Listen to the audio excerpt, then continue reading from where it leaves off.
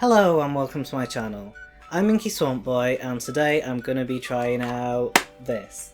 It's a Dremel Hobby Engraver and I'm going to be trying to do some glass engraving for the first time. Unlike the main Dremel multi-tool, which is really expensive and can be used for all kinds of things including engraving, this is a cheaper, lightweight version that's just designed for engraving, but that's all I really want one for, so that's fine by me.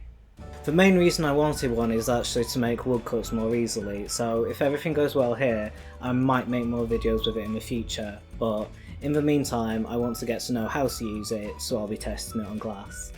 So, let's get started. Alright, just to show you what's included in the Dremel Engraver in case you're watching this to get more information about the tool itself. It comes with 3 different tips and 4 plastic stencils. There's one for letters and numbers, 2 sheets of sort of common symbols I guess you might need to engrave onto something.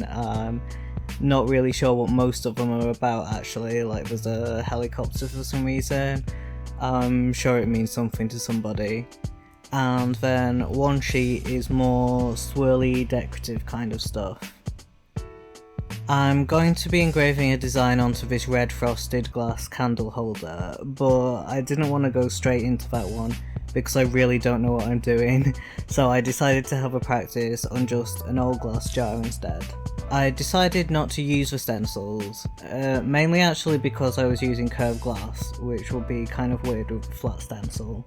So I drew a flower design onto paper and taped it to the inside of a glass so I could see through it and just trace it. I quickly realised it's not a perfect method because of how thick the glass is. There's always going to be a gap between the line you're tracing and the actual engraving. It acted well as a vague guideline though. I was surprised by how kind of light and comfortable the engraver was. I guess I expected it to be more like an actual power tool, but it really wasn't too bad to use.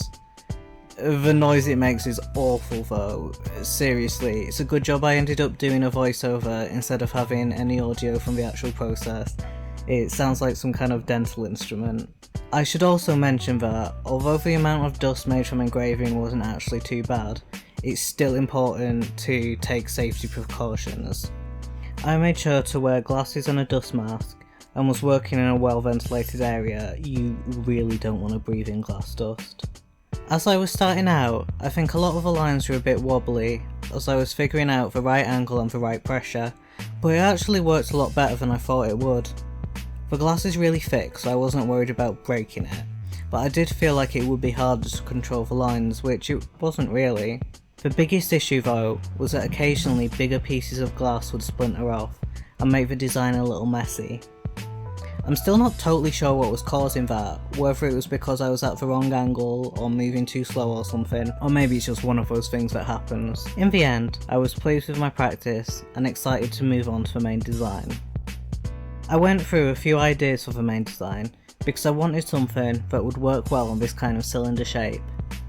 I settled on a Celtic knotwork kind of dog design, which I figured would step up the difficulty because these kinds of designs can be hard enough on paper, let alone on glass. I don't know if anybody else who's tried to draw Celtic knotwork feels the same way, but when you're drawing something that keeps snaking and twisting and knotting over itself, I find it really hard to keep track of where each part of it is and what goes under and over. It's actually something I want to improve on generally because I really love these designs, especially ones like this which incorporate animals. This time I drew it straight on the glass because it isn't transparent enough to be able to see a design if I put it behind the glass. That was kind of annoying because it's difficult to draw straight onto curved glass. In retrospect, I probably should have drawn it on some kind of transfer paper, so I could have at least worked it on a flat page first. But you know, it works out alright eventually.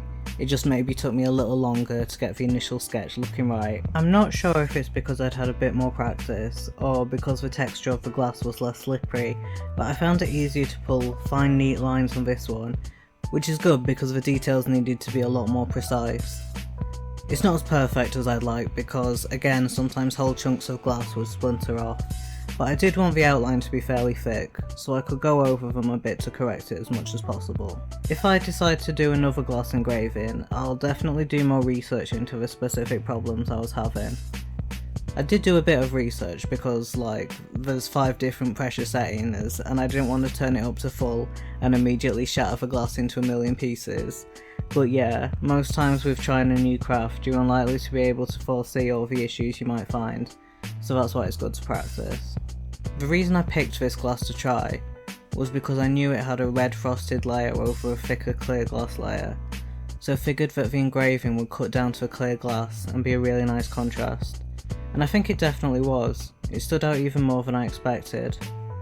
Also, because it's a tea light holder, I hope that the design would let light through when I burn candles in it, and I thought that would be a really nice effect. It actually took me a lot less time to do than I expected, and was a lot less hard going, because I expected the engraver to vibrate a lot more. Then again, I did have it on the lowest setting, so maybe it does get more intense. The noise was awful though, I had to have headphones on to block it out. All in all though, it was a really fun piece to work on.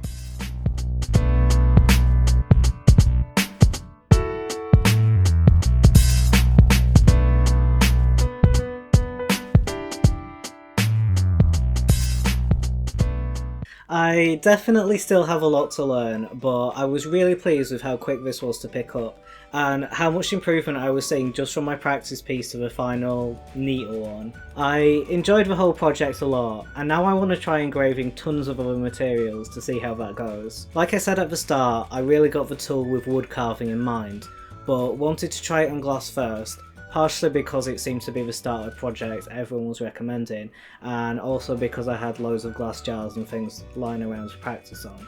I've never tried any other engraving tools, so can't really say how the Dremel Hobby Engraver compares to them, but I really liked using it and I can see why it's recommended for engraving.